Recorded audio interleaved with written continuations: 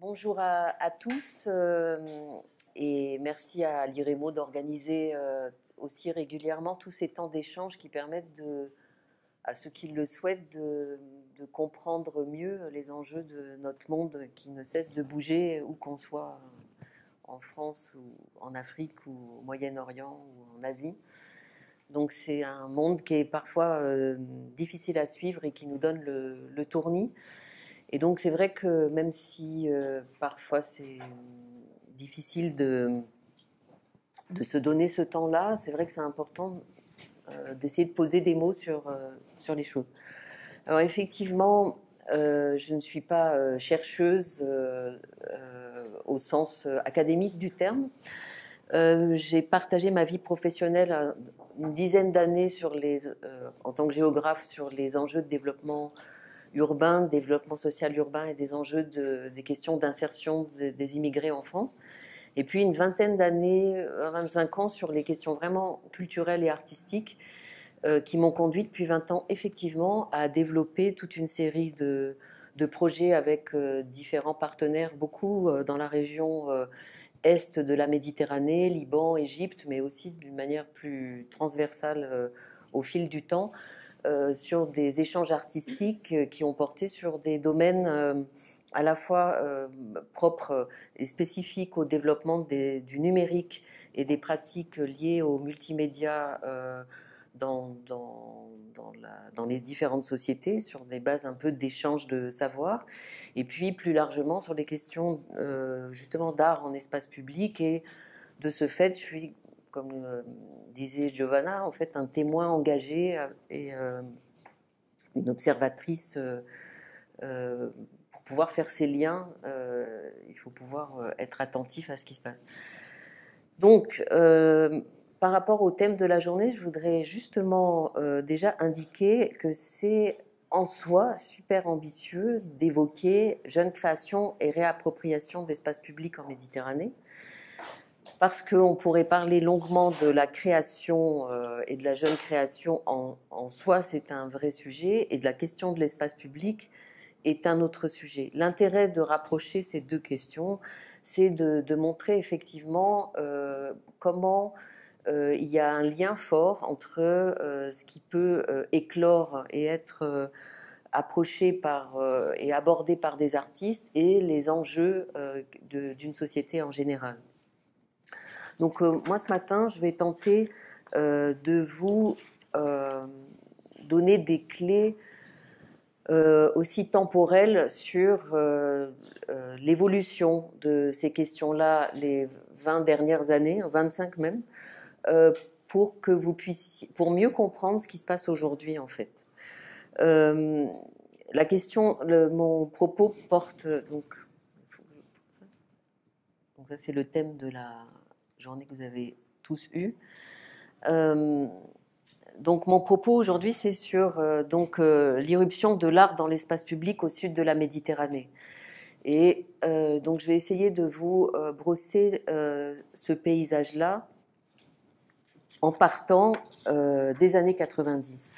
Pourquoi les années 90 ? Parce que il me semble, dans cette décennie-là, que les espoirs ont été les plus grands et qu'on a assisté à de très nombreuses initiatives extrêmement innovantes à l'est et au sud de la Méditerranée, de la part d'artistes qui ont voulu quitter les différents créneaux, que ce soit les créneaux les plus officiels et voire les plus académiques ou institutionnels, ou les créneaux les plus commerciaux, pour affirmer une autre manière de voir leur travail artistique et la question du théâtre, la question d'une manière plus limitée de la danse, la question des arts visuels, de s'affirmer comme voulant parler des sociétés en s'émancipant autant que faire se peut de ce qui pouvait apparaître comme la culture officielle.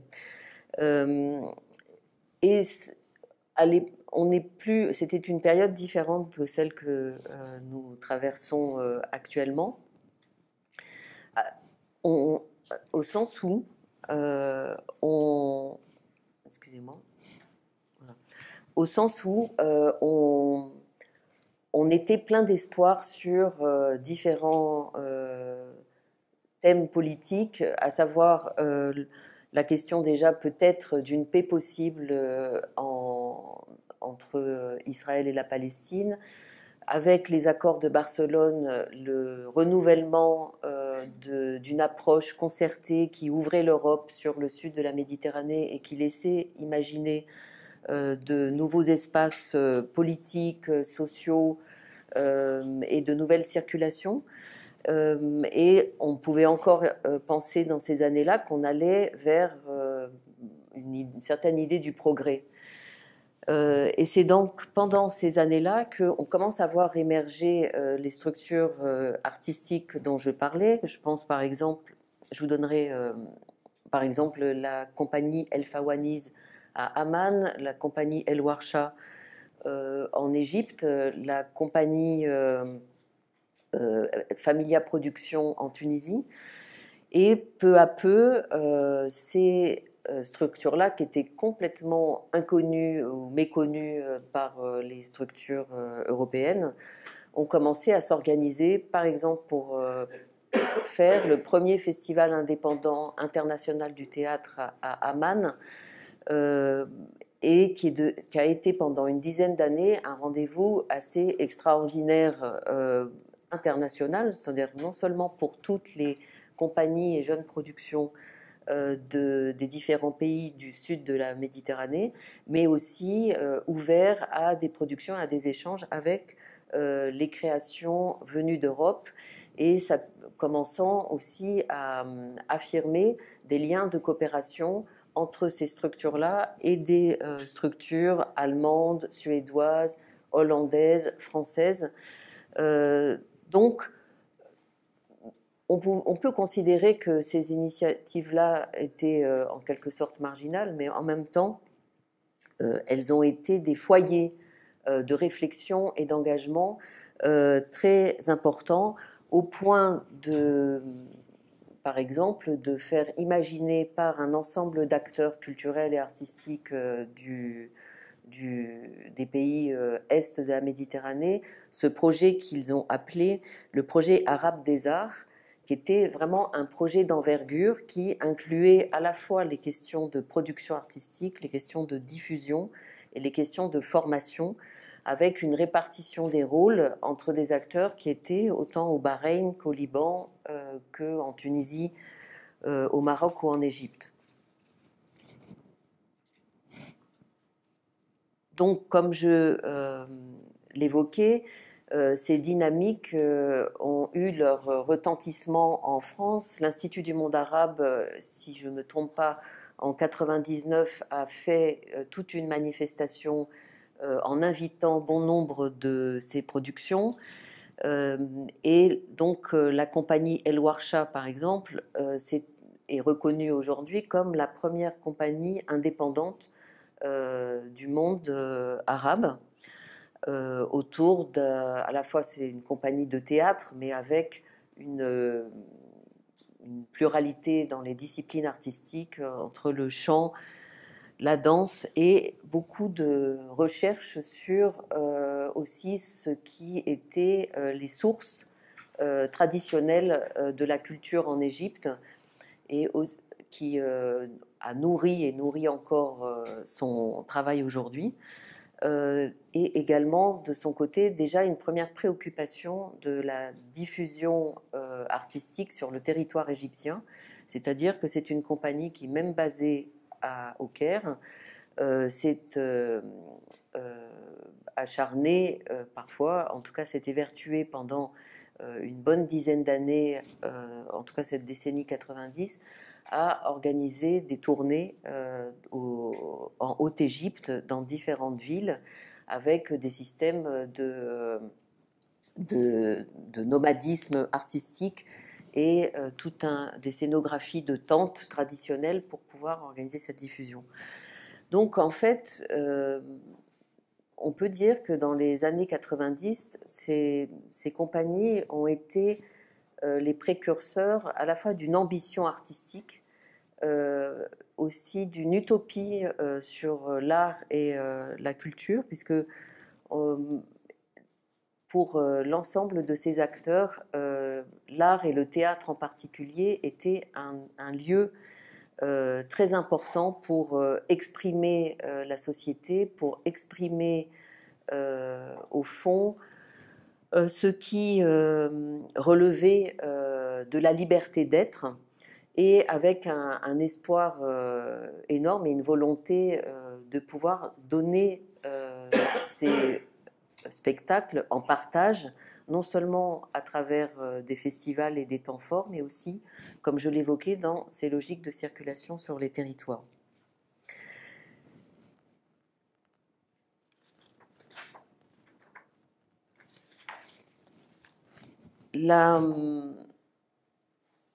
L'enjeu, en fait, pour ces, comme je le disais, pour ces compagnies, c'est d'être indépendantes. Et il n'y avait pas, à ce moment-là, réellement d'affirmation de cette question d'espace public qui est le sujet d'aujourd'hui. C'était vraiment la question de, de, de faire exister des initiatives de manière indépendante. Et je voudrais quand même m'arrêter un petit peu sur cette question-là, qui est une question qu'on peut retrouver aujourd'hui, qui présente un enjeu aujourd'hui. Être indépendant, c'est toujours relatif, c'est toujours par rapport à quelque chose. L'indépendance dont parlaient ces compagnies, c'était une indépendance par rapport aux institutions culturelles de leur pays, des pays respectifs dont on parle, une indépendance à la fois politique, une indépendance de création et une indépendance financière. Mais pour créer, pour travailler, il y a besoin d'argent.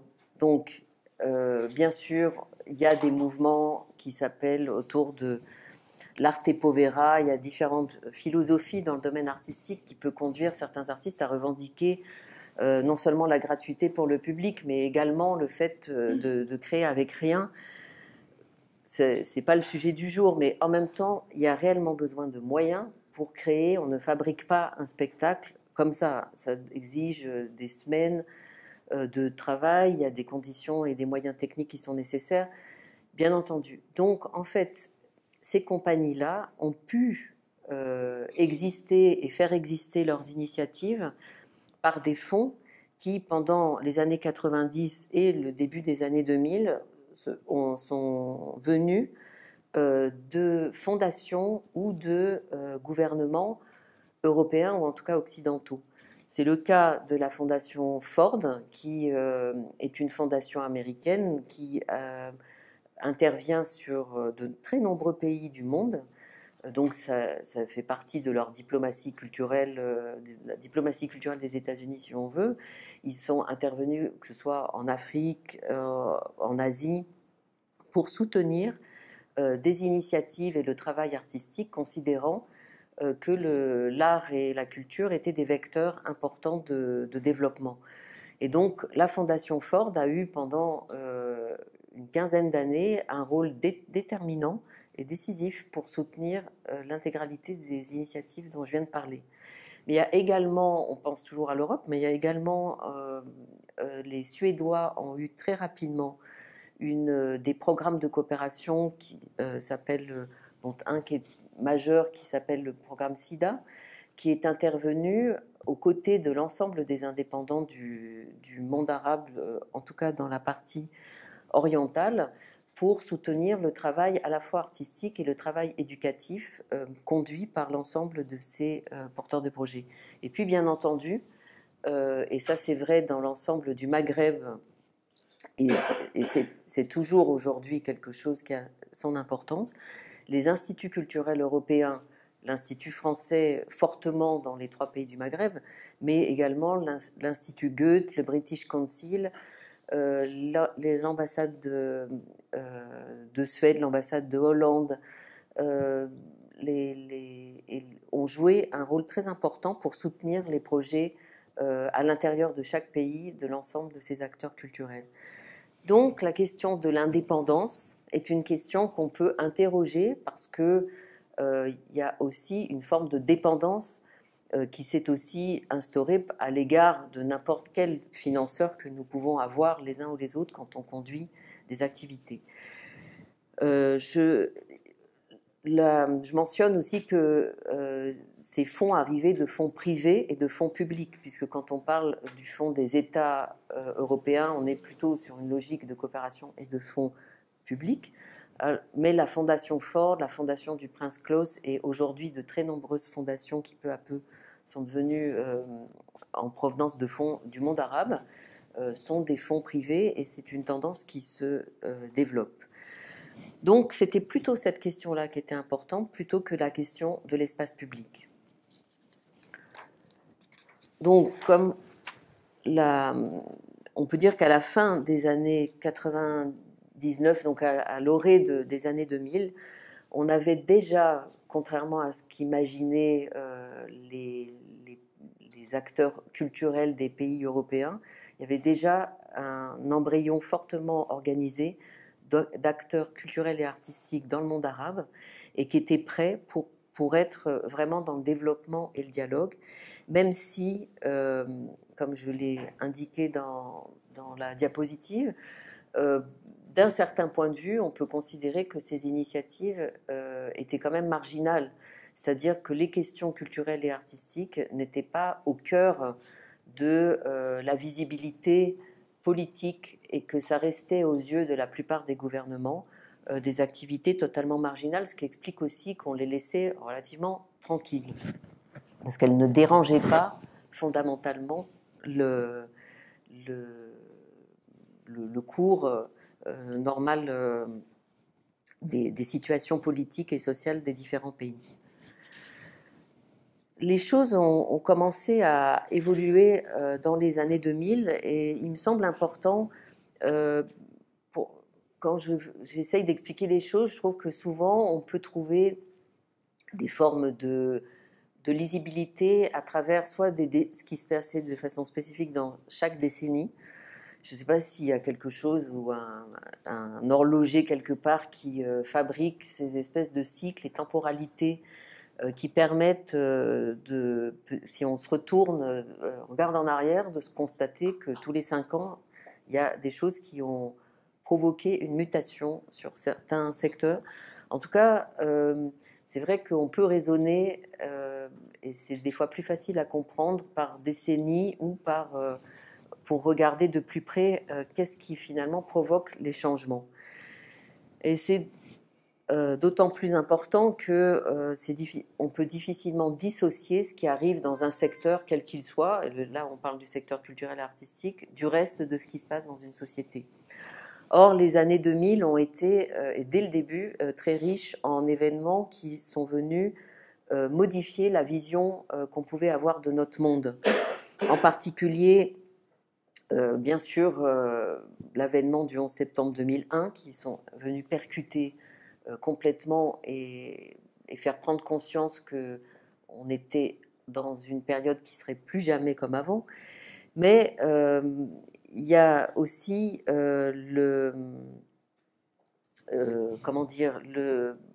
l'avènement des réseaux sociaux et la création en particulier de Facebook, qui sont venus apporter, en particulier dans le monde arabe et plus particulièrement dans certains pays où Internet a été utilisable très rapidement, ce qui est le cas de l'Égypte, du Liban, ce qui est beaucoup moins le cas de la Syrie ou de la Jordanie.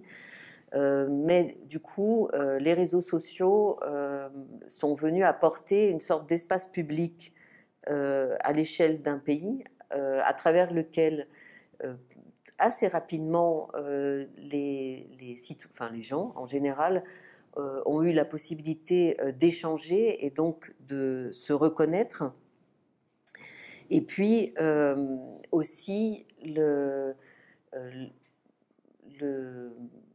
la question de ces échanges au niveau internationaux et européens sont venus aussi modifier et faciliter au fond pour les artistes de la rive sud de toutes les potentialités qu'il y avait sur le plan international et mettre en partage les modèles esthétiques, les modèles artistiques. Donc au début des années 2000, le travail en réseau entre des lieux, le travail en réseau entre ces lieux nouveaux s'est mis en route de façon réellement effective. Euh, je, à cette époque-là, il y avait un mouvement assez important en Europe de reconnaissance de ce qu'on a appelé les nouveaux territoires de l'art, qui étaient des lieux et des équipes artistiques qui réemployaient des anciennes friches et qui essayaient d'inventer des nouvelles formes. Et donc, le réseau des lieux au niveau du monde arabe, des abattoirs de Casablanca par exemple, jusqu'au garage à Alexandrie, Shams à Beyrouth, se sont mis en connexion avec ces lieux comme la friche La Belle de Mai, main-d'œuvre en France.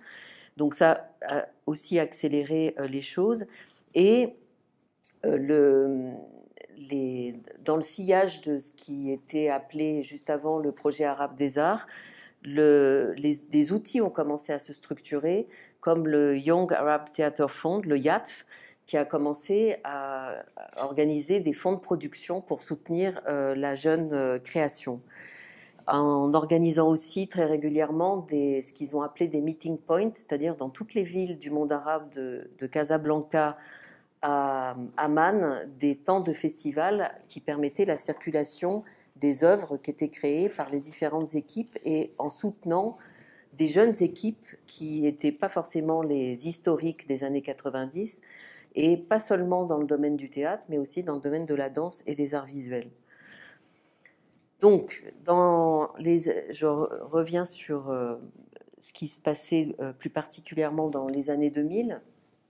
Cette dynamique-là entre les années 2000 et 2005 a été encore plus soutenue par l'émergence des réseaux sociaux, aussi la mise en place d'une fondation, la fondation Annalint, que vous connaissez sans doute pour la plupart, qui est la première fondation européenne qui a trouvé son siège au sud de la Méditerranée et dont la vocation a été, pour le meilleur et pour le pire, à prendre en charge le volet culturel des accords de Barcelone qui avaient été jusqu'à là un peu mis de côté. La fondation Annalint, qui est donc basée à Alexandrie, a eu quand même un effet très dynamisant les 5 ou 6 premières années de son existence, parce qu'elle a lancé très rapidement des appels à projets, des propositions de soutien financier à des projets qui devaient nécessairement reposer sur des partenariats entre des structures culturelles du Sud et du Nord. Donc, il y avait un côté assez artificiel à cette obligation-là, mais de fait, ça a quand même permis à accélérer un processus de connaissance mutuelle et de mise au travail de gens qui ne se seraient pas forcément mis ensemble s'ils n'en avaient pas eu l'obligation pour trouver de l'argent. Il y a eu aussi un autre effet de la fondation Annalint, là aussi pour le meilleur et pour le pire, mais c'est que en fait, la fondation a reposé sur aussi ce qu'ils ont appelé les réseaux de la société civile et ils ont, dans chaque pays membre de la fondation Annalint, donc des 43 pays qui faisaient partie de cette fondation, il a été fortement suggéré et impulsé le fait que tous les acteurs culturels et artistiques dans chacun des pays se rassemblent et constituent un réseau de la fondation Annalint dans leur propre pays et puissent aussi être un lieu de débat et de discussion. Donc évidemment, cette chose-là s'est mise en place d'une façon fortement inégale selon les pays et fortement marquée par la liberté d'expression et la liberté associative dans chacun de ces pays. Mais au demeurant, avec cet ensemble de mesures et de critères pour obtenir des financements, l'existence de la Fondation Annalint a été importante, au moins pendant les 5 premières années, pour aussi éclairer et faire connaître et faire reconnaître l'importance de ces réseaux culturels dans les différents pays. Donc, on a vu pendant ces années-là, donc entre 2006 et 2010, la multiplication des projets d'échange culturel, la multiplication des projets de workshops, de résidences artistiques et l'émergence de plus en plus importante de jeunes équipes artistiques et de jeunes acteurs professionnels dans tous les pays du monde arabe et dans tous les pays méditerranéens. Sachant aussi d'ailleurs que la Fondation Annalint a boosté non seulement les pays sud de la Méditerranée, mais aussi du nord de la Méditerranée, parce que dans les pays de l'Italie, la Grèce, la Turquie, l'Espagne, il y avait peut-être moins d'investissements dans les années 90, moins d'échanges, et c'est vrai que dans les années 2000, on a vu apparaître des opérateurs italiens, espagnols, portugais, qui ont été extrêmement importants dans aussi ces échanges, et donc ça reposait pas seulement sur les relations bilatérales habituelles avec les instituts français ou les instituts européens.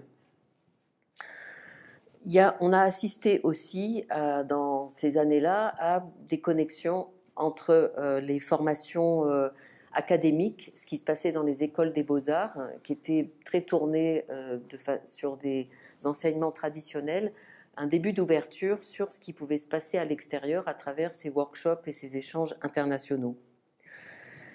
Donc, on peut dire qu'au bout de ces années-là, les aspirations de la jeunesse ont été fortement activées, à la fois par cette communication virtuelle apportée par les réseaux sociaux, mais aussi par l'ensemble de ces échanges internationaux. Et, voilà. Et c'est là, en fait, dans ce contexte, que la question de l'espace public est apparue réellement. Parce que, à partir du moment où les artistes ont pu commencer à travailler avec l'ensemble de ces structures, ils se sont aussi rendus compte des limites de leur action vis-à-vis de leurs concitoyens. Et le fait que, selon la manière dont on envisage la façon de présenter ses œuvres dans des galeries ou dans des lieux, on peut rester, entre guillemets, dans l'entre-soi, ou au contraire, on peut être dans une question d'ouverture. Et dès la fin des années 2000, j'ai assisté à bon nombre de discussions professionnelles et de préoccupations de la part des artistes sur le fait que ce qu'ils faisaient et ce qu'ils produisaient en matière artistique ne concernait pas leurs voisins immédiats, les gens autour d'eux, les gens du quartier. Et c'est là il a commencé à y avoir, avant les soulèvements de la fin des années 2010, début 2011, il y a eu des premières initiatives qui témoignent du fait de cette préoccupation de la question de l'espace public. Donc, la question de l'espace public, en fait, c'est à la fois une aspiration à plus de liberté d'expression, c'est-à-dire de dire ce qu'on fait dans une galerie ou dans un théâtre. C'est des sujets qu'on veut, qui doivent déborder la salle de théâtre et la galerie. Cette question donc de rencontrer le public et de mettre en partage les choses. Aussi ce questionnement très fort qui a commencé à apparaître sur le rôle de l'art et le rôle de l'artiste dans la société.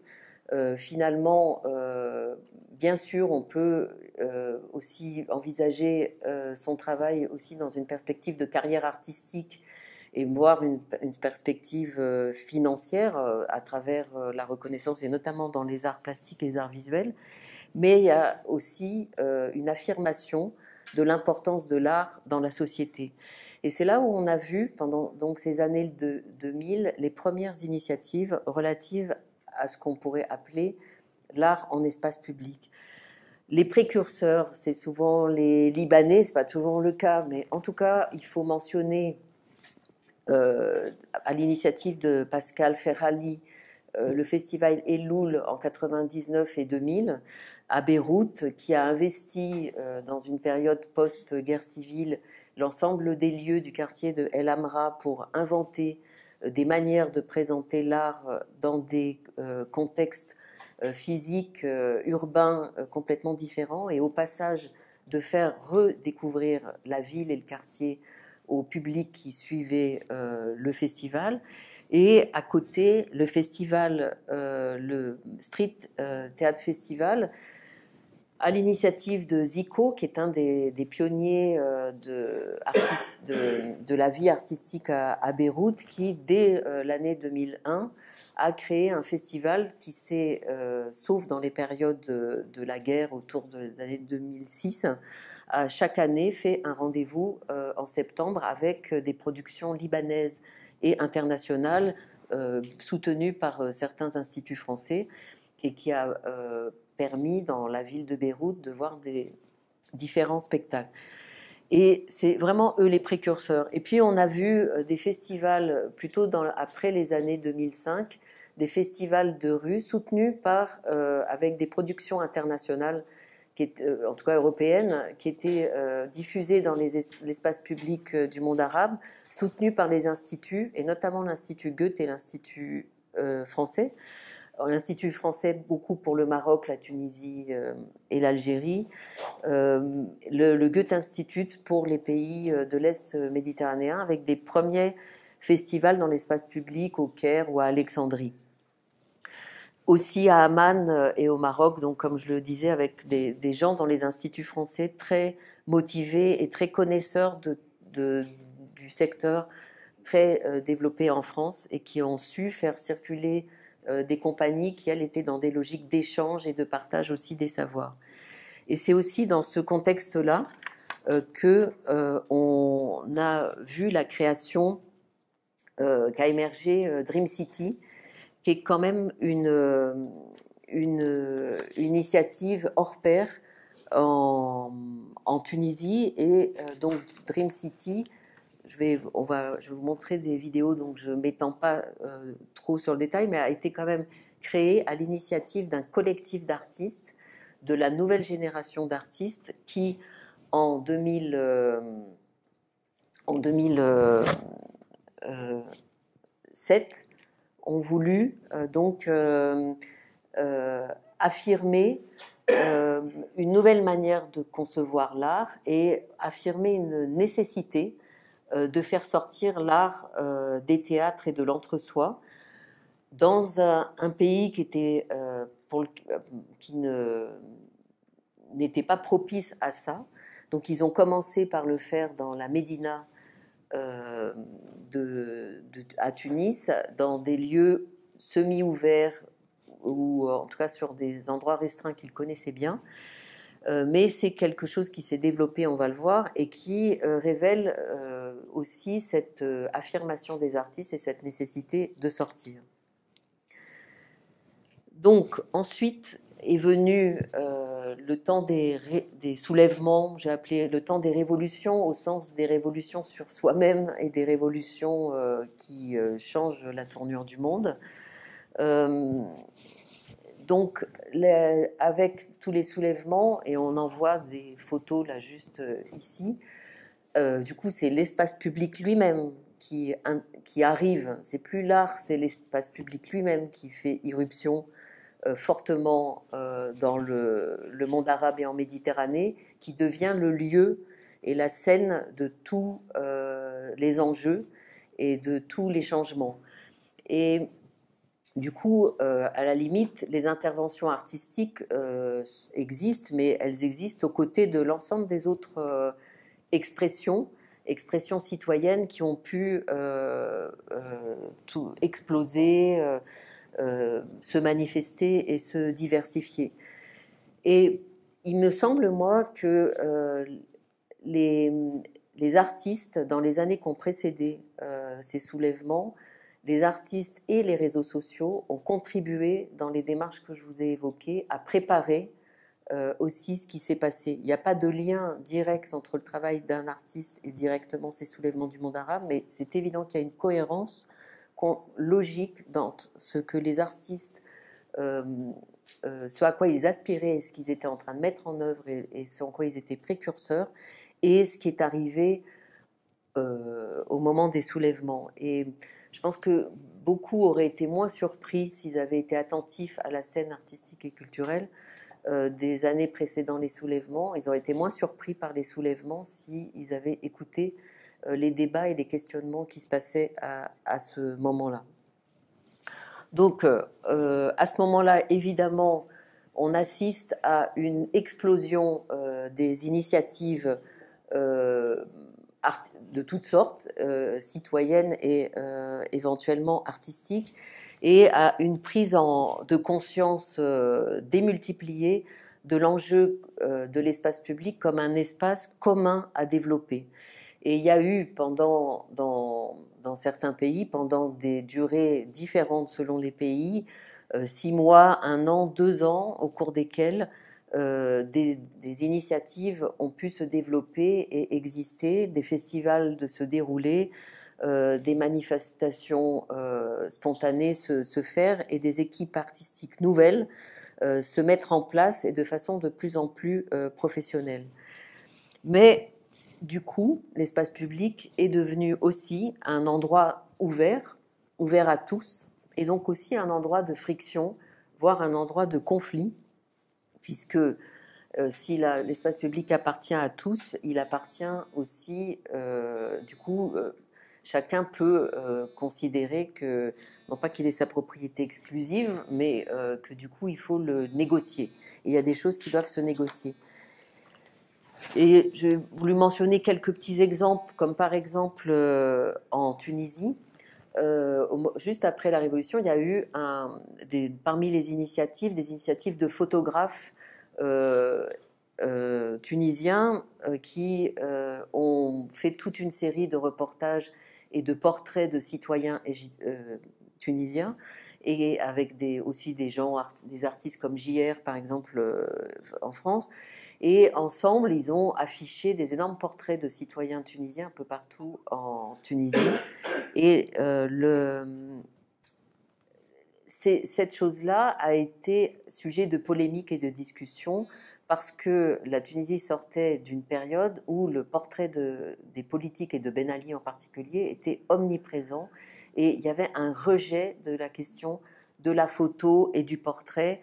Et cette chose-là donc a suscité d'énormes débats, et là où on aurait pu penser que tout le monde serait d'accord sur le fait qu'on allait afficher des photos non plus du dictateur entre guillemets, mais du citoyen, que ça serait accepté par tout le monde, et en fait c'est pas forcément aussi évident.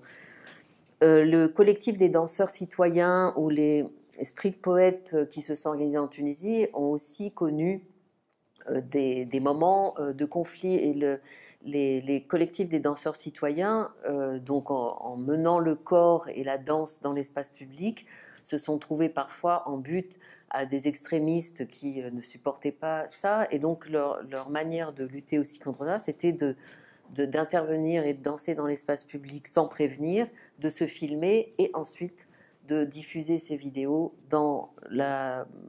sur YouTube et sur Internet. Mais donc pour dire qu'il y a des choses qui sont venues interroger aussi le citoyen, mais aussi provoquer de la fabrication d'un espace commun, d'un espace public à l'intérieur duquel on pouvait ensemble assister à des spectacles. Comme ce qui s'est passé dans le cadre du festival Nassim El Raqs, Art en espace public à Alexandrie, avec beaucoup de danse et aussi un peu d'art visuel, ou le festival d'ICAF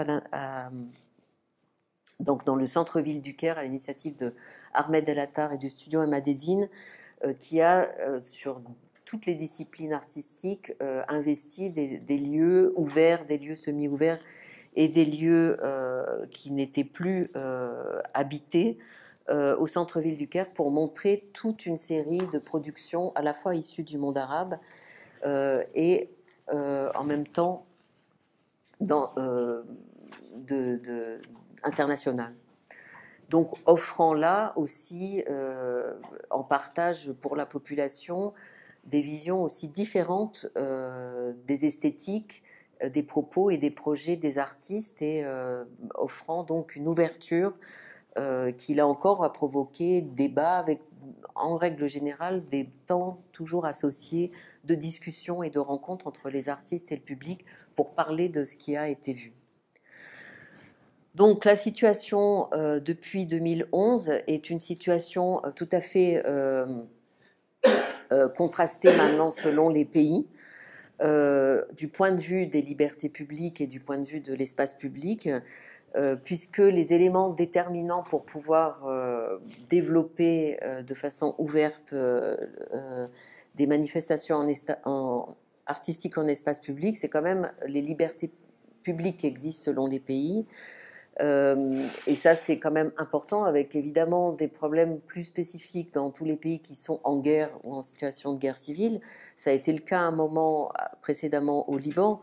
C'est sûr que aujourd'hui, pour des raisons différentes, que ce soit en Syrie, en Égypte ou en Libye, soit les choses sont carrément impossibles, soit elles se sont extrêmement restreintes comme en Égypte, et ça devient extrêmement compliqué de négocier les autorisations pour faire quoi que ce soit d'un peu libre et de façon un peu tranquille quand on veut, en extérieur.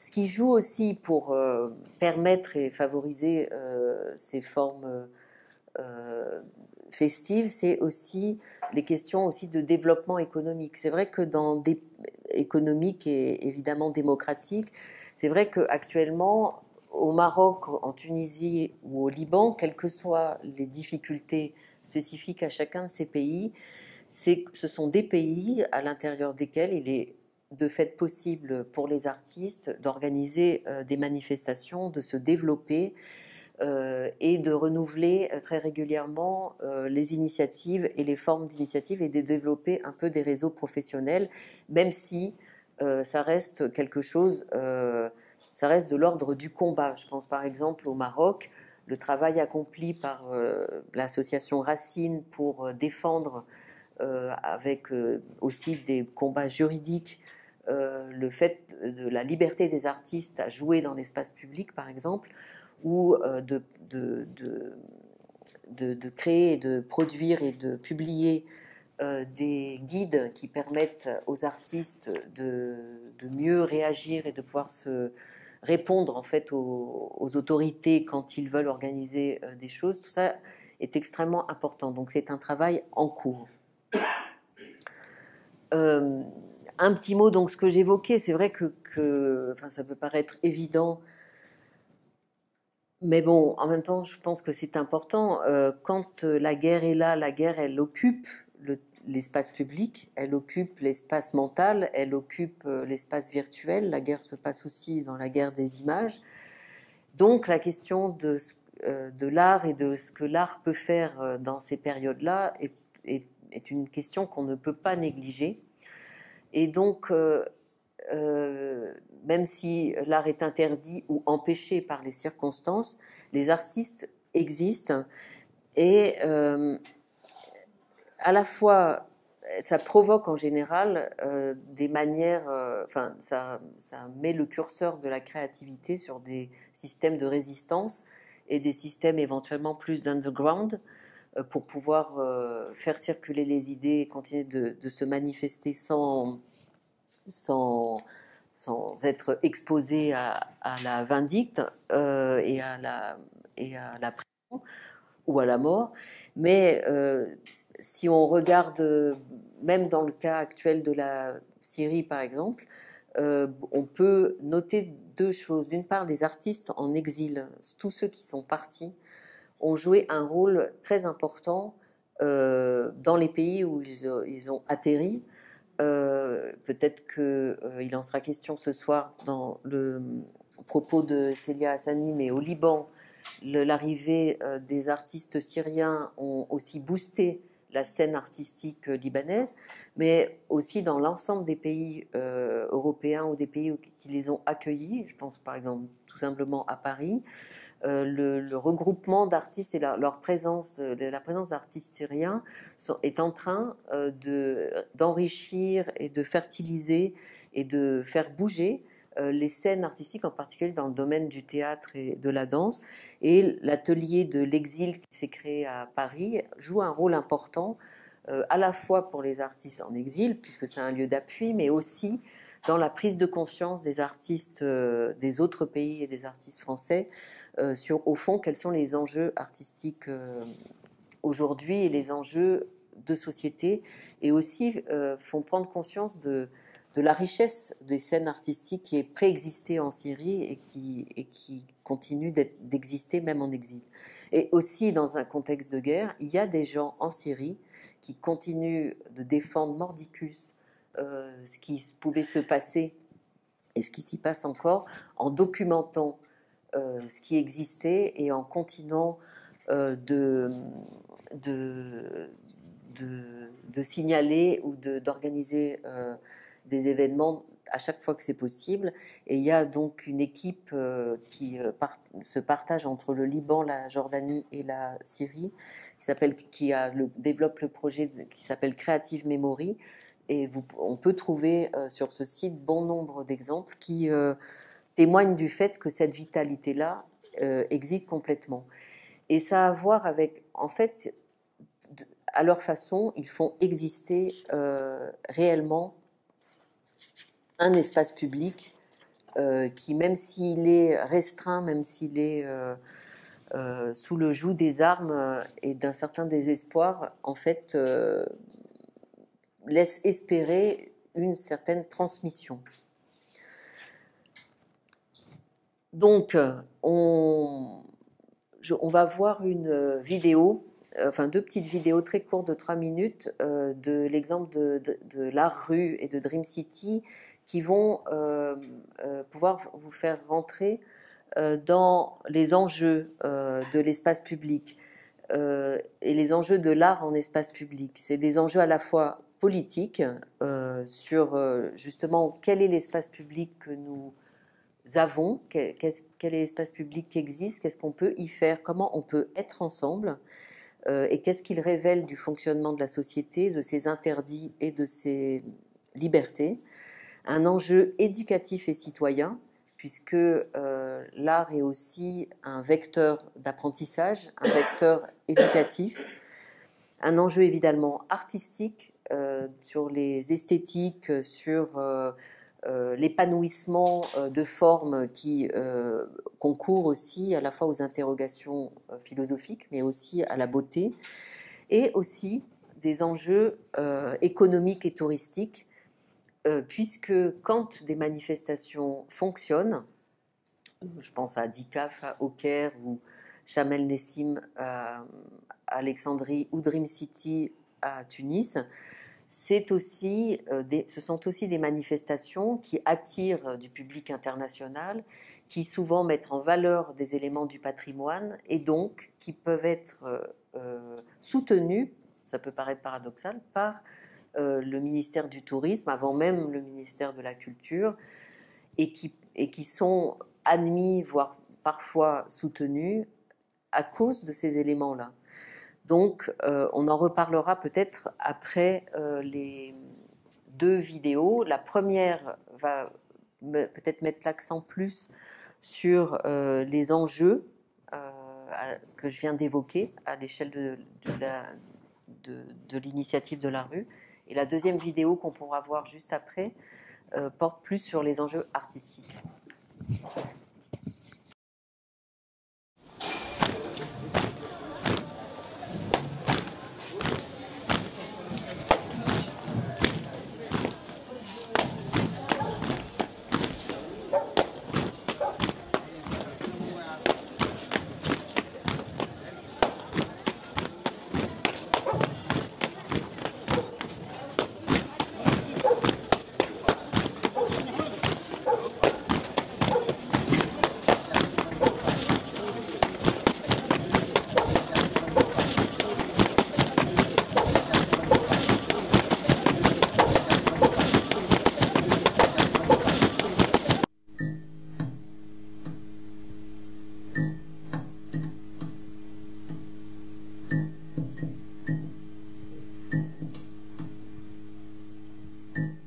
شرفا الاسم يحكي كل شيء.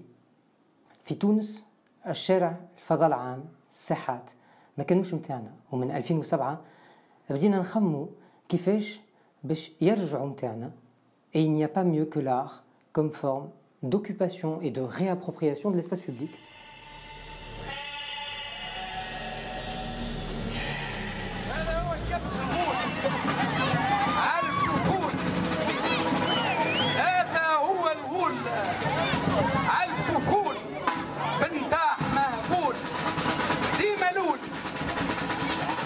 هذاك علاش تخلقت جمعية الشارع فن une fabrique d'espace artistique باش الفنانين يحتلوا الشارع والمدينة تولي un grand terrain de jeu، والمجتمع بصغاره وكباره يتبنى الفن كطريقة يعبر بها على مشاكله ومشاغله.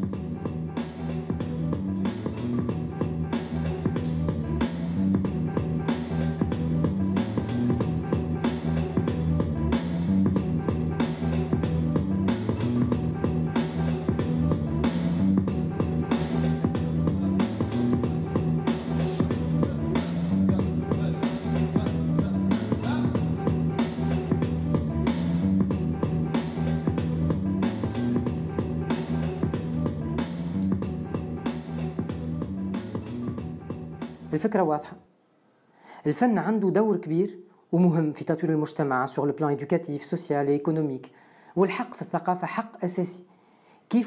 كيف الحق في الصحة، والحق في التعليم، والحق في العدالة.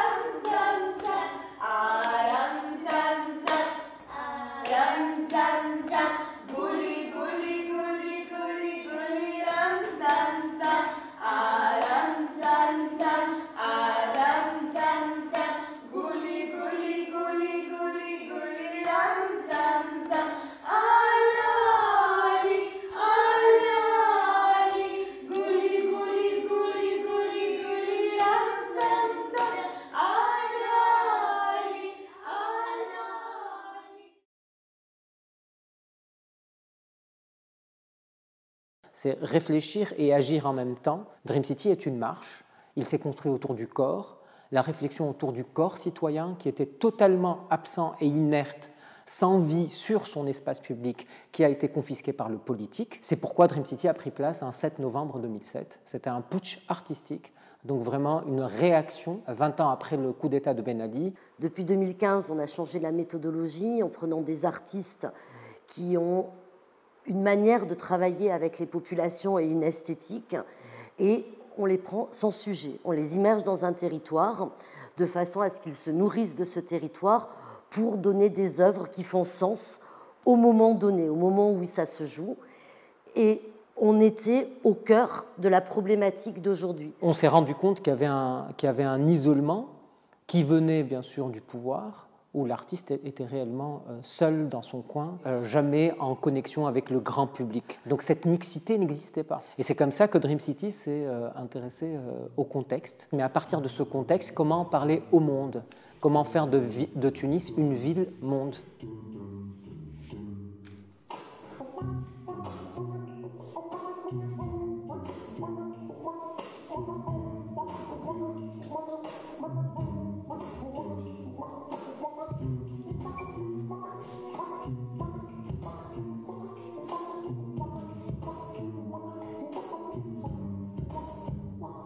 Donc les artistes arrivent préalablement, en gros 6 mois avant Dream City. Tout le monde est plongé avec des outils sur le territoire. C'est-à-dire qu'on travaille avec des gens qui connaissent très bien la Médina dans la méthodologie de travail, et on va encore plus axer vers donner le temps aux artistes. Donner le temps au temps. Hein, on ne crée pas une œuvre, elle a réellement besoin de temps pour trouver la matière, s'inscrire et transformer la matière. Tout d'abord, sur les premières années, l'artiste tunisien et son isolement. Et au fil des années, on s'est intéressé donc au continent. Et la région MENA, c'était quelque chose qui nous questionnait aussi, tout en restant bien sûr connecté à l'Europe. Mais tout ce beau monde se réunit dans Dream City.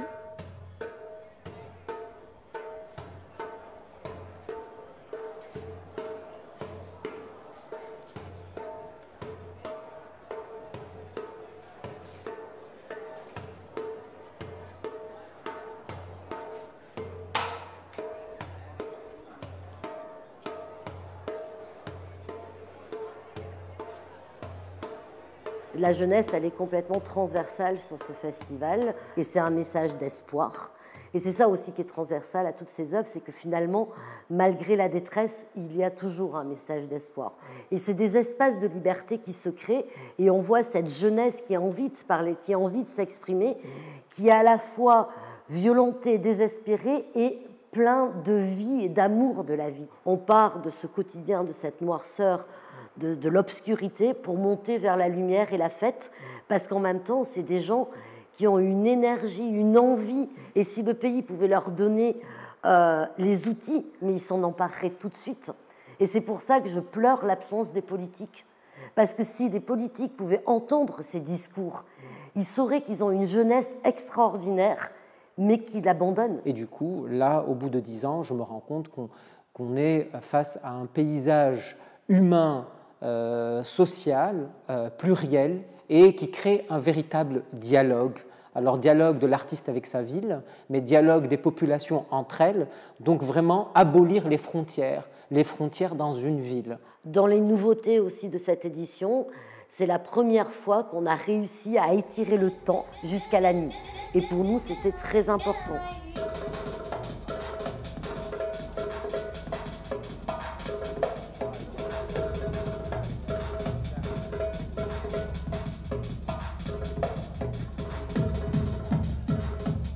Le fait d'avoir les night shifts qui commençaient à 17h et avec énormément de spectacles gratuits, c'était une volonté d'ouvrir vraiment à un large public. On a choisi de faire des concerts populaires de musique tunisienne, retravaillés, réinterprétés par des artistes du territoire qui ont vraiment une vision. C'était vraiment cette fête du quartier et tout le monde est descendu. Et ça, pour nous, c'est le plus important.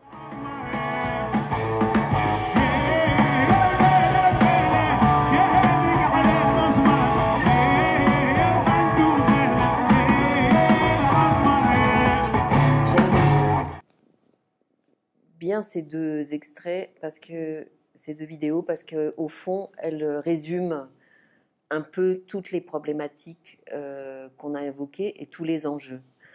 L'expérience développée par l'Art Rue, qui maintenant a un lieu permanent dans la Médina, ils sont passés d'une biennale qu'ils faisaient tous les 2 ans à réellement un lieu qui permet le travail que vous avez vu entre les 2 années du festival. C'est une expérience singulière. Chaque expérience, chaque festival, chaque initiative est spécifique à son contexte, et c'est vrai dans Méditerranée comme partout. Mais en même temps, les valeurs qui sont exprimées là, les intentions reflètent très bien et représentent très bien ce à quoi aspire l'ensemble des acteurs artistiques dans le monde arabe qui agissent dans l'espace public.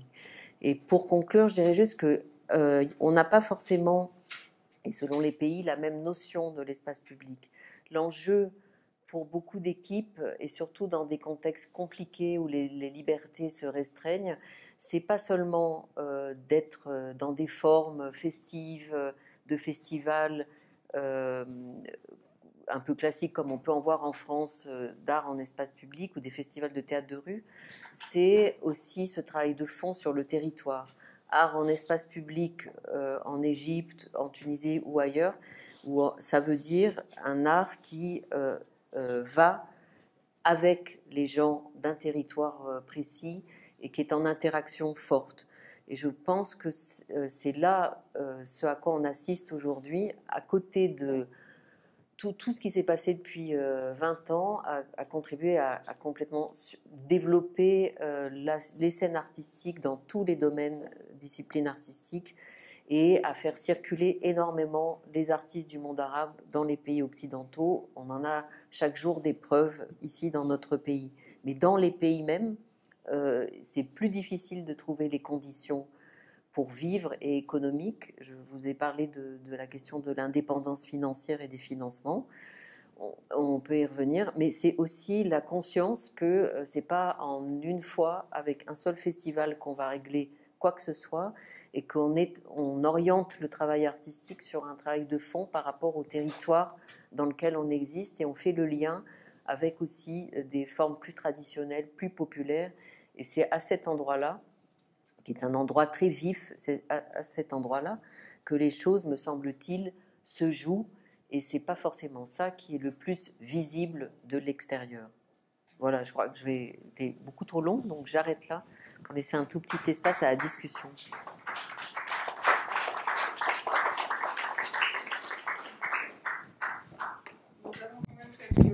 Nous avons quand même quelques minutes pour des questions, donc s'il y en a, honneur aux dames. Peut-être prendre plusieurs questions et puis je vais essayer de noter. Moi, je voulais savoir, vous avez parlé beaucoup de la Tunisie avec Dream City, c'est ça? Mais qu'en est-il avec l'Égypte? Parce que là où la censure, par exemple, la DICAF, qu'est-ce qu'ils sont devenus? Et puis il y a le festival Nassim El Raqs, Alexandrie, qu'est-ce qui se passe aujourd'hui avec eux? Et puis la deuxième chose, ça c'est autre chose, enfin, ça n'a rien à voir avec les festivals de rue, mais je constate, c'est plutôt positif, qu'il y a aussi une émergence de la bande dessinée qui provient aujourd'hui, d'exilés, enfin ça a commencé par Satrapi en Iran, et puis Riyad Satouf, etc. Et aussi de la caricature dans les journaux, en revanche, dans les pays. Enfin, en Algérie, paraît-il quand il y a eu les événements de Charlie Hebdo, ils ont montré ce problème. Et ma troisième question, c'est au niveau des financements. Vous avez parlé à la fin. Je voulais savoir les financements qui viennent, par exemple, de sociétés privées, pétrolières, etc., occidentales, et des Émirats. Est-ce que ça a une conséquence sur la création? Est-ce que c'est pas un peu orienté? Voilà. Merci, madame, pour votre exposé qui m'a beaucoup éclairé. Je voulais vous poser deux petites questions concernant le Maroc. C'est le pays que je connais un petit peu. Vous êtes intéressé à l'art de la rue à partir de 1990. Au Maroc, dès 1970, il y avait déjà une très très belle troupe dite Nesl Riwan, un petit peu l'équivalent des Compagnons de la chanson, qui ont été boostés par l'homme de théâtre Taïeb Soteki, qui est là, s'est décédé. Et cette troupe, comme d'ailleurs des chansonniers aussi, a joué le rôle de dissident, puisque c'était des années de plomb dont le poète Labi a longuement parlé dans ses poèmes. Et cette troupe, enfin les thématiques de cette troupe de Nesl Riwan portaient sur la corruption, l'abus de pouvoir, politique et la misère. Cette troupe a vraiment joué le rôle de dissidence. Souvent, après un spectacle, la troupe finit la nuit dans un commissariat. Voyez. Et deuxième point, où placez-vous la place de Jamal Fna à Marrakech dans le spectacle de la rue ou le spectacle de rue? La place de Jean Maffna ne date pas de 1970, elle a plusieurs siècles.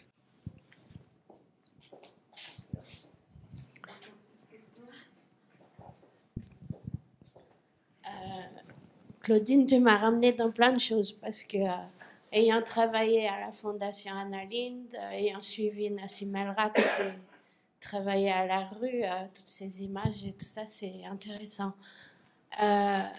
Oui, Anna Lindh a peut-être fait des belles choses, mais maintenant, malheureusement, c'est quasiment mort. Ou je pense que l'arrêt de mort va pas tarder de ce que je sais de Bruxelles, donc c'est dommage. L'autre chose, c'est que la situation en Égypte par rapport à la question de la dame, on a essayé de faire Nassim El Rak en septembre-octobre et on n'a pas pu. On a fait des ateliers en espace fermé, en fait. On ne pouvait pas travailler en extérieur. Et puis, tu as parlé de Racine, mais si j'ai bien compris, Racine, ils ont dû fermer ou presque. Donc, c'est pas si facile que ça non plus, même au Maroc. Et sur la question des financements, comme tu l'as dit, c'est où est l'indépendance quelquefois, parce que en Tunisie, j'ai pris conscience que il y a énormément de choses qui se font en fonction des lignes directrices des financeurs.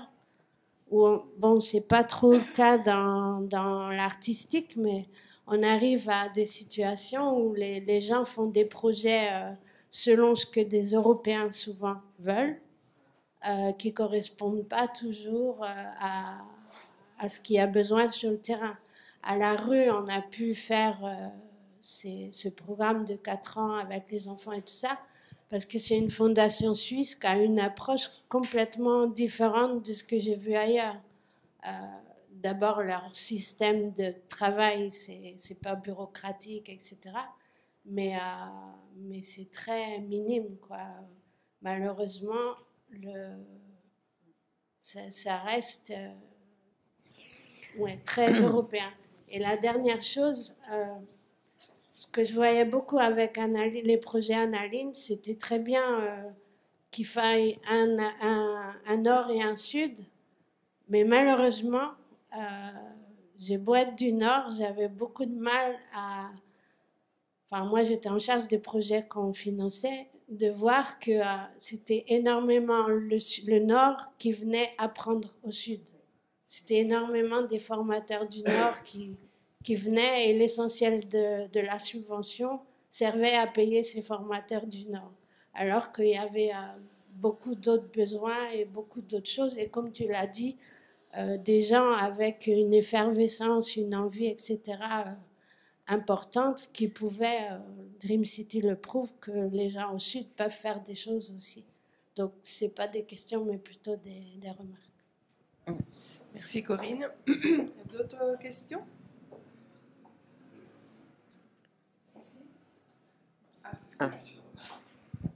Peut-être juste une remarque par rapport aux 3 ou 4. On a l'impression que l'art de rue maintenant est devenu plus dans l'optique cool, je mets beaucoup de guillemets, hein, cool par rapport à ce que disait monsieur, on va dire au Maroc, sur le côté dissident. Mais ça aussi, ça fait toujours le lien sur les lignes directrices, évidemment, de ce qu'on met en avant. Et il y a des sponsors, évidemment, qui étaient indiqués dans les vidéos. Ça, c'est encore une question sur les financements, etc. Mais ce n'est pas forcément l'objet, on dira, à 100% de... Mais oui, c'est vrai qu'il y a toujours un impact ensuite sur qu'est-ce qu'on met en avant, un peu plus. Hein, mais ça, c'est pareil dans tous les pays. Hein, c'est-à-dire que non... Et la même chose en France.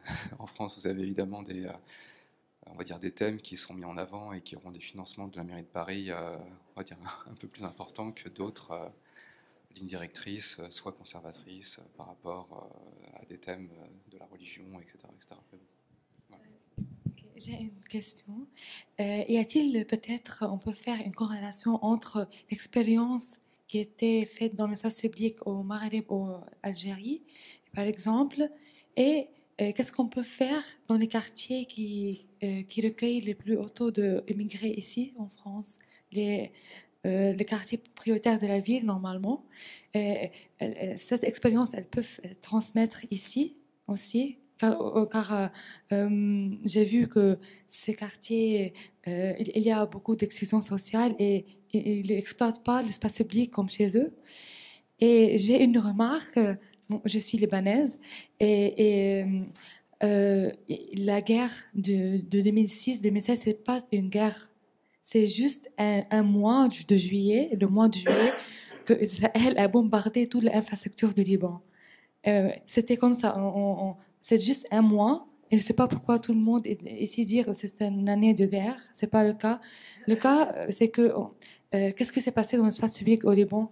Avant 2005, il y avait l'occupation de l'armée syrienne après la guerre civile au Liban. Cette armée syrienne, tu vois, le régime syrien, il n'est pas le régime de démocratie. Ils ont empêché ils n'ont pas empêché, mais tu vois, il y a des restreints pour l'espace public. Mais après, quand ils ont quitté par la force de la population, en 2005, on a dit on ne veut plus les armées syriennes, ils ont quitté. Et de 2005 jusqu'ici, il y a des événements culturels énormes qui se passent à Beyrouth. Et pour moi, c'est la capitale de la culture. Ouais, merci. Bon, il y a beaucoup de questions. Moi, j'aurais évidemment envie de rajouter, mettre mon grain de sel dessus, Claudine, mais je vais épargner, je ne vais pas le faire, puisque pour des raisons de temps. Je vais déjà essayer de répondre. Non, hein? Je vais déjà essayer de répondre. Après, oui, c'est ça. Le temps, on peut... Je veux juste te dire une chose, c'est que j'ai adoré ton exposé qui, effectivement, refait vivre des choses que je connais, mais je trouve juste que tu es extrêmement indulgente à l'égard de la Fondation Annalint, qui pour moi est ni fait ni à faire, et que ça aurait été beaucoup mieux ne pas l'avoir jamais créée dans ces conditions-là. C'est-à-dire une institution dirigée par les gouvernements qui entend faire et qui entend parler au nom de la société civile, du secteur culturel, etc. C'est n'importe quoi. Et donc, c'est le seul bémol que je mettrais à ton intervention. Je te remercie, je te laisse répondre. Non, je l'ai su tout de suite. Alors, oui, enfin, évidemment, je suis désolée, c'est vrai que c'était impossible de rentrer dans le détail dans chaque pays, donc je ne vais pas faire ça dans l'ordre logique des questions. Mais sur la question du Liban, bien sûr, en fait, il y aurait de quoi, dans chaque pays, en fait, et au Liban en particulier, évoquer plus dans le détail, par 5 années, qu'est-ce qui s'est passé. Pour avoir été au Liban très régulièrement depuis toutes ces années-là, je sais bien que la guerre en tant que telle, l'intervention israélienne, elle a duré que 1 mois, mais sauf que il y a eu des effets sur les autorisations, notamment à Beyrouth pour jouer et tout ça. Pendant 2 ans à peu près, c'était beaucoup plus compliqué. Et je me souviens avoir assisté à un bout du festival, du Street Festival, et le fait que ça soit à nouveau possible, on était en 2008, de faire comme ça du théâtre dans la rue. J'ai discuté avec des gens comme ça, des quartiers qui disaient « Ah, enfin !» C'était interprété comme le signe de « Ah, enfin, on peut... on est suffisamment libre, les choses sont suffisamment détendues pour que ça se passe, quoi. » Mais à part ça, c'est sûr, et je l'ai évoqué, les Libanais de ce point de vue-là ont été... Donc ensuite, je reviendrai sur l'art, c'est cool à la fin. Oui, sur la question des financeurs, oui, c'est pour ça que je vous ai évoqué, parce que pour moi c'est une question importante, où qu'on soit, quand on est artiste, c'est d'où vient l'argent. Dans les traditions anciennes, c'était les princes, les artistes cherchaient des mécènes. Je vous fais pas un dessin, ça fait partie de l'histoire de l'art, donc on est toujours là. Et aujourd'hui, quand des fondations privées, d'où qu'elles soient, financent des grandes biennales d'art contemporain à Sharjah ou autres, on est toujours dans cet aspect-là qui est du mécénat, du fait du prince des temps modernes qui fait ça. Ou bien, l'autre moyen pour les artistes de vivre, c'est le chapeau. Le fait de faire appel au public pour toutes les formes traditionnelles, notamment, et ça c'est depuis toujours, et dans tous les pays, y compris donc au Maroc, place Jamel Hafna. Mais je trouve que c'est quand même une question centrale que tu as réévoquée. Aujourd'hui, c'est de retravailler son indépendance et sa liberté d'expression jusqu'à éventuellement être un peu corrosif, et de la retravailler en fonction des financements qu'on peut quand même trouver, parce qu'il faut quand même des moyens pour vivre et pour créer, et ce qu'on est prêt à faire comme deal vis-à-vis des financeurs et tout ça. Ça marche pareil ici, je dirais. Hein. C'est universel, et simplement, c'est vrai que quand en France, par exemple, on est financé par le ministère ou par une collectivité territoriale pour faire un certain travail, on a une convention, on a des obligations, des missions à remplir, des missions de service public, et ça, voilà. Mais en fait, l'artiste, à l'intérieur de ça, il a une marge de liberté, et il se doit, ou le principe, d'aller le plus loin possible dans cette question de la liberté. C'est sa question, c'est pas seulement forcément d'être dans la polémique et tout ça, mais ça reste quelque chose négocié de façon permanente.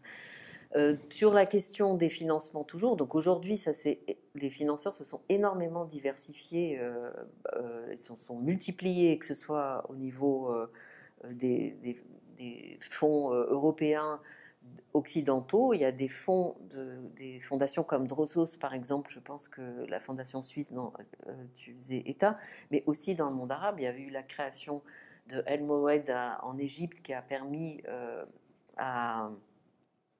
C'est son nom... Basma El-Husseini d'aller chercher des fonds dans le monde arabe pour financer des projets. Donc il y a plusieurs outils de financement propres au monde arabe pour financer des initiatives dans le monde arabe. Et des initiatives comme Admored ont permis de créer un espace de financement qui n'était pas directement des capitaux étrangers, mais qui permettait de faire un travail au plus près des dynamiques artistiques. Donc le panorama, il y a ça, il y a aussi des fondations privées, il y a aussi des mécènes nouveaux qui ont créé de nouveaux espaces à Beyrouth au Liban, ou à Amana avec le collectif Karaba, mais vous voyez ça aussi au Maroc ou en Palestine. Des familles, des grandes familles riches qui considèrent que l'art est important et qui investissent et qui créent des lieux comme l'usine à Gaza ou beaucoup d'autres, ou la Fondation Slaoui. Enfin, il y a énormément de diversité, et donc quelque part, ceux qui travaillent dans le secteur artistique ont le choix. On n'est pas obligé d'être financé par tout le monde. On peut choisir de rester dans le sillage d'un institut français, d'un institut Goethe, ou bien d'aller vers d'autres types de financement. Et tout ça traduit la professionnalisation, l'enjeu de professionnalisation et la professionnalisation de fait de tout ce secteur artistique du sud de la Méditerranée. C'est-à-dire qu'on n'arrive pas aujourd'hui avec ce que vous pouvez voir en France, à l'Institut du monde arabe récemment, le festival de danse, ou enfin tout ce qu'on peut voir avec tous les artistes et cette qualité artistique, sans qu'il y ait derrière l'organisation de moyens et une organisation professionnelle. Et on voit, et on pourrait faire un exposé là-dessus, la progression sur ce plan-là. Et dans cette histoire-là, la Fondation Andaline, ce que j'ai dit, comme ce n'était pas le sujet du jour, moi j'ai attiré l'attention parce que je crois que ça, pour le coup, c'est vrai. C'est un des effets pendant les 5 premières années de la Fondation Annaline, c'est d'avoir contraint, j'ai dit de manière artificielle, des structures au sud et au nord de se mettre ensemble pour avancer et monter des projets. On a fait partie de ceux qui ont été dès le début totalement critiques par rapport à cette logique-là, mais ce que je dis, c'est que ça a contribué, parmi d'autres choses, mais d'une façon significative pendant la période 2005-2010, à booster le paysage de connaissances mutuelles, de structures qui ne se connaissaient pas du tout, de faire circuler beaucoup d'artistes, de nourrir ces préoccupations tant artistiques que professionnelles. Et ça, je pense que même si après ça a été la débandade et surtout à partir du moment où la Fondation Annalint a voulu devenir un opérateur elle-même de projets culturels, là on était déjà dans une forme de dérive. Bon, c'est pas le sujet exactement, mais en tout cas, il y a eu cet effet-là et ça rentrait dans tout ce qu'il y a entre les années 2005 et 2010, en fait, quand même, contribué à un éveil, un réveil des esprits, un encouragement, un espoir sur le fait qu'à travers l'art, les jeunes qui n'avaient pas de perspective pouvaient s'inscrire dans quelque chose sur le long terme et trouver une place dans la société. Donc, de ce point de vue-là, par rapport au Maroc, bien sûr, pour moi, Nassel Riwan, par exemple, pourrait être comparé aux premières compagnies indépendantes comme El Warsha et autres. C'est-à-dire, c'est cette génération dans les années 70 où cette façon d'être indépendant s'est affirmée, alors différemment d'un pays à l'autre, mais pour dire non, mais on ne peut pas rester comme ça face au pouvoir public, on ne peut pas dire que tout est beau et tout est gentil, il y a des choses à dire et tout ça. Après, selon les pays, les choses ne se sont pas passées de la même manière, mais du point de vue de l'art en espace public, dans les années 2000, il y a eu la création, par exemple, à Marrakech, du festival Awal Nart, qui précisément a pris la place Jamal El-Afna comme lieu névralgique, avec un projet d'affirmation de l'art en espace public qui fasse le lien entre la tradition de ces cultures populaires qui s'expriment dans l'espace public, de tous ces artistes qui se réunissent depuis la nuit des temps ou presque sur cette place, qui est la place de tous les échanges Afrique, nord de l'Afrique, et auxquels toujours se retrouvent, mais en faisant ils ont développé pendant 10 ans un festival qui reposait sur la rencontre entre des compagnies qui venaient d'Afrique, des compagnies qui venaient du Maroc et des compagnies qui venaient d'Europe française, et ces échanges-là donc pour mettre en exergue et travailler le lien entre des formes traditionnelles d'art en espace public et des formes contemporaines de danse, de cirque et ainsi de suite.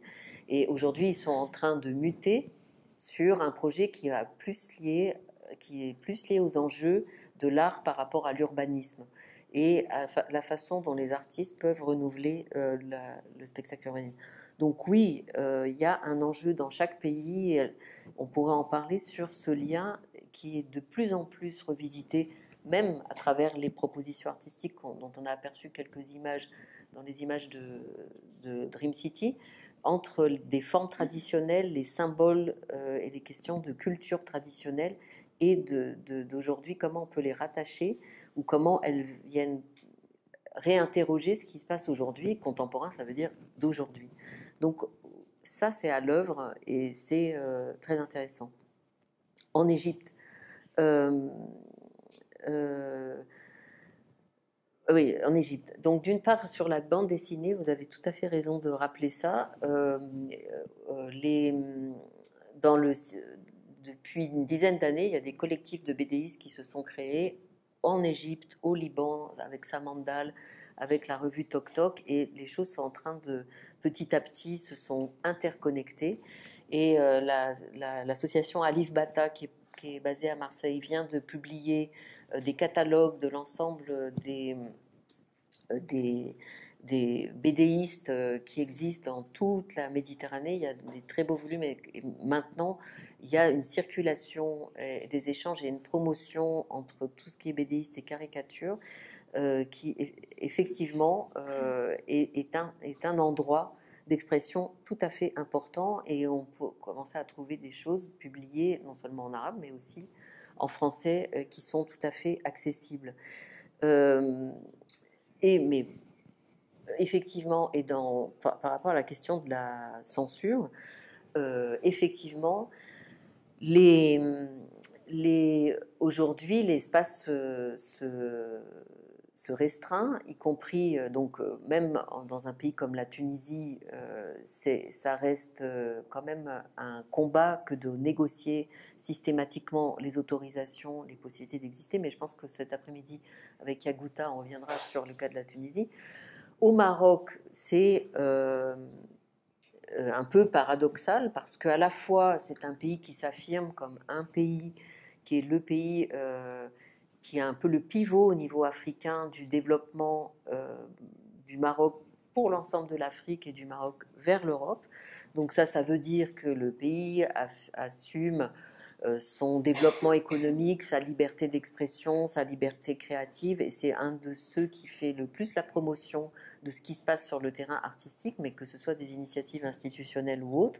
Et en même temps, on est toujours sous contrôle avec des négociations, avec deux choses en fait, ce que je pourrais dire rapidement, des négociations plus spécifiques sur la question vraiment avec les lois et les règlements de la liberté de jouer même dans la rue sur l'espace public, donc déjà à ce niveau-là, mais aussi un enjeu démocratique plus large lié aussi avec en sous-texte tout ce qui est lié à la mise en place de politiques publiques et notamment de régionalisation et derrière ça de politiques culturelles publiques. Et Célia Hassani reviendra plus tout à l'heure. Donc, en fait, il y a effectivement des limites. Il y a ce qui se fait et ce qui ne se fait pas. Et Racine, en ce moment, qui est une structure qui agit comme centre ressources et comme acteur et promoteur de tout ce qui est lié justement à ces politiques publiques et libertés publiques pour l'art, et non seulement au niveau de Casablanca, mais à l'échelle de l'ensemble du pays, se trouve pris dans un ensemble d'accusations visant qui pourraient aboutir à sa fermeture, mais ce n'est pas encore le cas, parce qu'ils ils auraient enfreint une limite de bienséance en ayant accueilli l'été dernier une émission télé de télévision sur le net dont la thématique, à travers laquelle il y a eu des aspects critiques sur un discours du roi. Bon, je passe les détails. Donc, cette question de la liberté d'expression et de tout ce que ça va derrière, effectivement, n'est pas gagnée. Pour l'Égypte, effectivement, là, c'est la situation la plus... c'est une des situations un peu tristes et sinistres actuellement. Et effectivement, que ce soit le festival d'ICAF ou le festival Nassim El Raqs ou les autres ont de plus en plus de mal à pouvoir négocier quoi que ce soit pour pouvoir jouer pleinement dans l'espace public. Donc ce n'est plus le cas. Mais là encore, les choses continuent et les promoteurs de ces initiatives-là se disent que c'est pas le moment non plus de tout lâcher dans ce pays-là. Et je vous renvoie à l'article que j'ai mentionné, qu'on trouve en ligne, que j'ai mentionné, le troisième article que j'ai mentionné dans cette petite diapositive de Pauline Donizo, qui est plutôt chercheuse sur les questions de théâtre et qui vient de faire paraître un article sur justement deux festivals majeurs en Égypte, un à Alexandrie et l'autre au Caire, et avec justement exactement ces questions-là, jusqu'où ils pourront travailler. Peut-être qu'on pourra renvoyer ces références aux inscrits, je ne sais pas, ça serait le mieux, parce que les deux autres articles aussi sont accessibles et peuvent compléter le tableau. Et en plus, en Égypte, sur la question du financement, une des manières de rétorsion du pouvoir, c'est de contrôler. Ça passe pas toujours par des arrestations directes en plein milieu des spectacles. Ça se passe aussi donc c'est pas cette censure-là qui est toujours mise en place, même si de temps en temps elle existe. C'est toutes les tracasseries financières, fiscales, administratives qui sont dissuasives et qui peuvent être mortels pour des structures fragiles, et les contrôles de l'argent et les accusations qui peuvent être faites sur le fait que vous avez reçu de l'argent de telle ou telle structure, et aussi l'intimidation qui est faite vis-à-vis des financeurs étrangers de la part des gouvernements pour dire d'arrêter de financer tel ou tel. Donc oui, c'est une vraie question ouverte, en tout cas pour des pays comme l'Égypte, le Maroc et l'Algérie, et de toute façon déjà dans ce cas-là depuis des lustres. Donc là, on n'a plus qu'à attendre de voir ce qui se passe dans les années qui viennent, parce que j'ai pas du tout cité l'Algérie dans tous mes exemples parce qu'il existe bien sûr des festivals de contes et autres en Algérie, mais c'est un pays qui est resté dans une situation où tout ce dont on a parlé est resté enfermé et mis sous un socle un peu différent, et avec une énorme difficulté pour les gens d'Algérie de circuler dans les autres pays. Donc ça aussi, c'est un frein aux dynamiques de circulation. Et du coup, enfin, pour l'art est-il cool, ben moi, je ne sais pas, c'est une question qu'on peut tous se poser, parce que je pense que c'est face aux plus grandes difficultés que l'art est parfois le plus fort dans ce qu'il a à dire. Quand on est dans une période de confort, tout le monde se ramollit, les artistes aussi, et ça c'est... Et donc c'est une question vitale et récurrente et cyclique. Pour autant, je ne pense pas que dans les pays du monde arabe, ça soit quand même le cas. Et vous avez aperçu dans les images à Dream City tous les sujets de société qui fâchent, les questions de chômage de la jeunesse, les questions de liberté d'expression, mais aussi de liberté de pensée et de liberté de culte et de liberté de la vie privée par rapport à ces questions-là, de non-ingérence, tout ce qui est LGBT, tout ce qui est derrière le corps dans l'espace public, il y a aussi cette liberté d'exister tel qu'on est. Et ça, il y a des choses très... pas du tout... enfin oui, ni cool, ni... Enfin bref, parce qu'il y a des enjeux derrière, il y a des gens qui sont attaqués, il y a des gens qui meurent, il y a un enjeu vital en fait autour de ça, donc c'est pas le cas. Et pour finir sur la question de banlieue, vous avez raison, mais en fait ça existe en France. Il faut conclure. Oui, oui. Pour là, juste, j'aurais terminé toutes les questions, parce que en fait, en France par exemple, il y a énormément de structures qui font le travail que vous évoquez, et qui parfois le font d'ailleurs dans des logiques d'échange avec des pays du Sud. Donc ça voilà, c'est un autre, on pourra en parler longuement, mais ça existe. Merci infiniment, merci.